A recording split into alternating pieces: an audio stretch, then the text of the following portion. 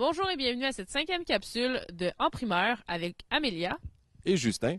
Aujourd'hui, un spécial, nous avons les commentaires des personnes qui ont vu l'avant-première du film Admission. Mais avant toute chose, nous allons vous dire ce que nous avons pensé des films Admission, Assaut sur la Maison-Blanche et Les Croods. Les Croods, réalisés par Chris Sanders et Kirk DeMicco. Chris Sanders à qui l'on doit l'excellent Dragon et Lilo et Stitch. Moi, j'ai trouvé que le scénario était vraiment excellent. Ça te tenait captivé du début à la fin. Une autre chose que j'ai beaucoup aimé dans le film, c'est que les personnages principaux, c'est une famille de primitifs, des hommes des cavernes, qui doivent faire face à un monde nouveau, en fait, comme s'ils étaient des nouveaux-nés. Une autre chose que j'ai aimé du film, c'est de voir la mentalité des personnages changer. Parce qu'au début, c'est une mentalité plus surprotectrice, je vous dirais, que le père a et qu'il inculque à sa famille, de rester toujours dans la caverne par peur des dangers. Mais quand tout disparaît autour de vous, tout ce que vous connaissez disparaît, vous n'avez pas le choix de changer vos manières d'agir. Et eux, c'est ce qu'ils ont fait, ils ont changé complètement. Ils sont sortis de leur caverne et ils se sont mis à explorer le monde. Ils se sont mis à vivre des belles aventures ensemble. Pour moi, le film Les Croods, c'est 1h30 de concentré d'explosion visuelle. C'est vraiment un film magnifique. C'est super pour les jeunes enfants. Puis en plus, comme dans l'entente des films comme Dragon et la majorité des films de Disney, ça s'adresse à deux générations. Il y a des blagues pour les adultes, puis il y a un visuel magnifique et une super belle histoire pour les jeunes enfants.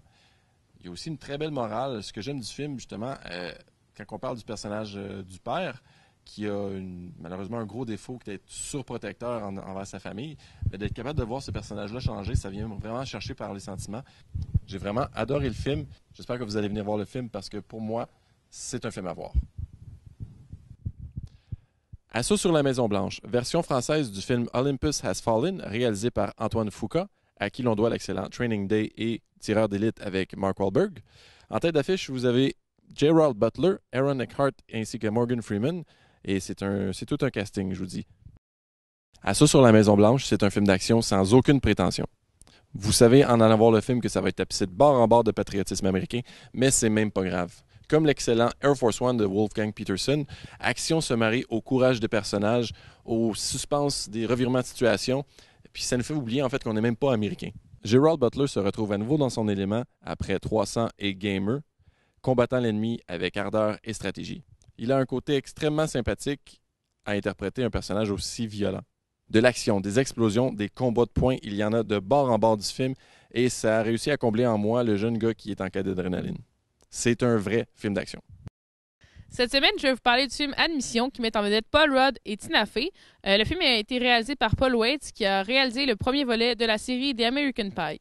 Le film relate l'histoire d'une jeune femme qui est campée par Tina Fey, qui est une chargée des admissions universitaires pour l'université de Princeton aux États-Unis.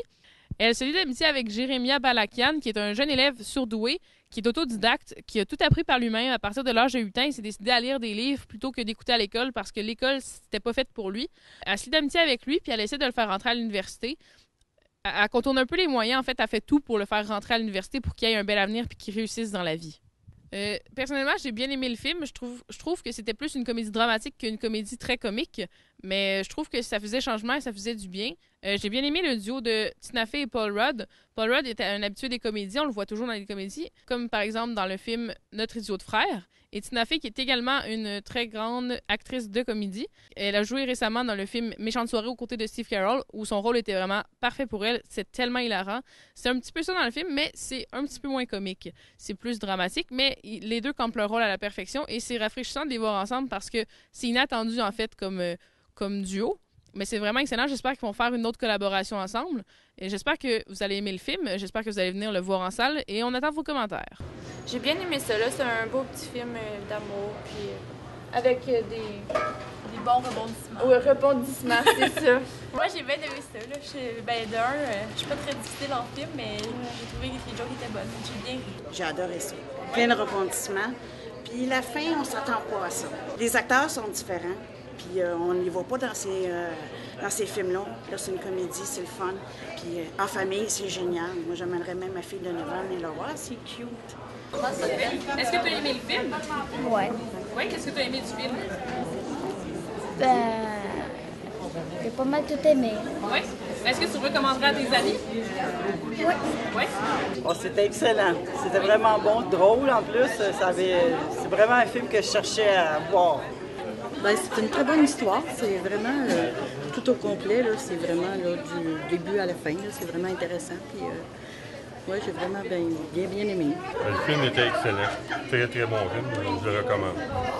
La semaine prochaine, nous allons visionner pour vous les films G.I. Joe, Les Représailles et Les Âmes Vagabondes.